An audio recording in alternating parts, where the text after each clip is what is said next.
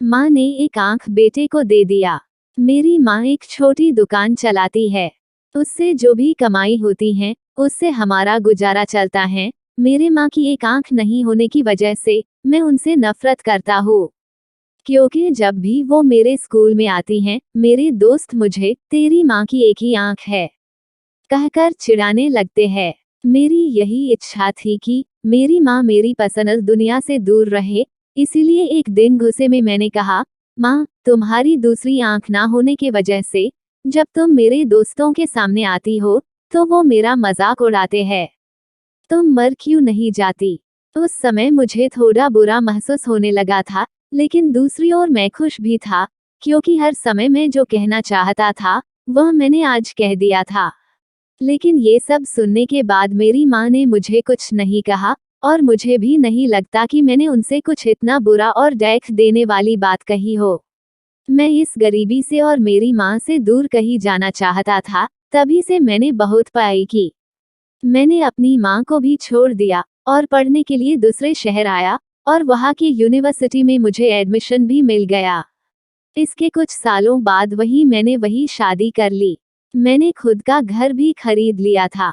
फिर मेरे बच्चे भी हो गए थे। अब मैं खुशी से एक सफल इंसान की तरह जी रहा था। मुझे यह जिंदगी बहुत पसंद थी।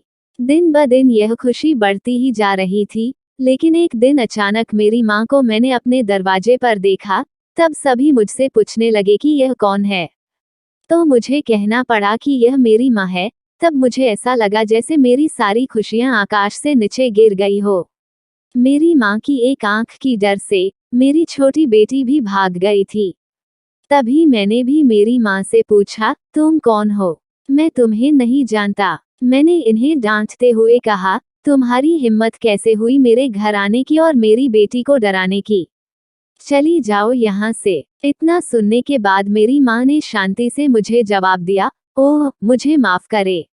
शायद मैं गलत एड्रेस पर आ गई, और वह चली गई। मैंने भगवान का शुक्रिया अदा किया कि उन्होंने मुझे नहीं पहचाना। अब मैं शांत महसूस कर रहा था, और मैंने अपने आप से कहा कि अब मैं अपनी पुरानी जिंदगी के बारे में कभी सोचना भी नहीं चाहता। कई दिन खुशी से बिताने के बाद एक दिन मेरे पुराने स्कूल का लेटर मेरे घर आया। मैंने अपनी पत्नी से झूठ कहा कि मैं बिजनेस ट्रिप पर जा रहा हूँ। मेरे पुराने स्कूल को चला गया। उसके बाद मैं अपने पुराने घर झोपड़ी में गया। मैंने वहां पाया कि मेरी माँ ठंडी फर्श पर गिरी हुई थी। ये सब देखने के बाद भी मेरी आंखों से एक आंसू तक नहीं निकला। उनके हाथों में कागज का एक टुकड़ा था, शायद वह मेरे लिए कोई पत्र ही था। उन्होंने लिखा था, मेरे बेटे, मुझे लगता है कि अब मेरे जाने का समय आ चुका है, और अब मैं तेरे घर भी नहीं आ सकती। लेकिन मैं एक बार तुम्हें देखना चाहती हूँ, तुमसे मिलना चाहती हूँ। मुझे तुम्हारी बहुत याद आती है। और जब मैंने सुना कि तुम यह अपने पुराने स्कूल में किसी काम से आ रहे हो, तो मुझे काफी खुशी हुई। लेकिन मैंने निश्चय किया कि एक आंख होने की वजह से मैं तुम्हारे लिए स्कूल नहीं जाऊंगी, और मैं नहीं चाहती थी कि मुझे देखकर तुम्हें घबराहट हो। तुम्हें याद होगा कि जब तुम बहुत छोटे थे, तब तुम्हारा एक एक्सीडेंट हुआ था, और तुमने अपनी एक आंख खो दी थी। एक माँ होने की वजह से मैं तुम्हें एक आंख में बड़ा होता नहीं देख सकती थी।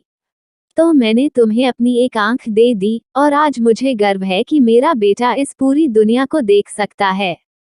तुमने जो कुछ भी किया उससे मैं कभी दुखी नहीं हुई। जितनी भी बार तुमने गुस्सा किया, मैंने अपने आप से कहा कि शायद तुम इसलिए डांटते हो क्योंकि तुम मुझसे बहुत प्यार करते हो।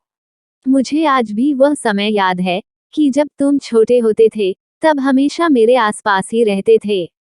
मैं तुम्हें बहुत याद करती हूँ। I love you. मेरे लिए तुम ही मेरी दुनिया हो। ये सब पढ़कर मुझे लगा कि मैंने उस इंसान से नफरत की जो पूरी जिंदगी मेरे लिए जिया। मुझे अपनी माँ के लिए रोना आ रहा था। अब मुझे अपनी सबसे बड़ी गलती का एहसास हो चुका था। इस कहानी से सीख मिलती है, किसी इंसान के अपंगत्व के लिए कभी उससे नफरत ना करे, कभी अपने माता पिता की बेइज्जती ना करे, उन्हें बलिदानों को कभी ना भूले। उन्होंने ही हमें ये जिंदगी दी है, उन्होंने एक राजा की तरह ही हमें बड़ा करने की कोशिश की है, वे हमेशा हमें देते रहे हैं और बेहतर से बेहतर देने की कोशिश करते रहे हैं। वे हमारे हर सपने को पूरा करना चाहते हैं। वे हमेशा हमें सही रास्ता दिखाकर प्रेरित करते हैं। बच्चों के लिए माता पिता अपनी खुशियों का बलिदान देते हैं और बच्चों की सभी गलतियों को माफ करते हैं। हमें हमेशा उनका सम्मान करना चाहिए और उन्हें प्यार देना चाहिए।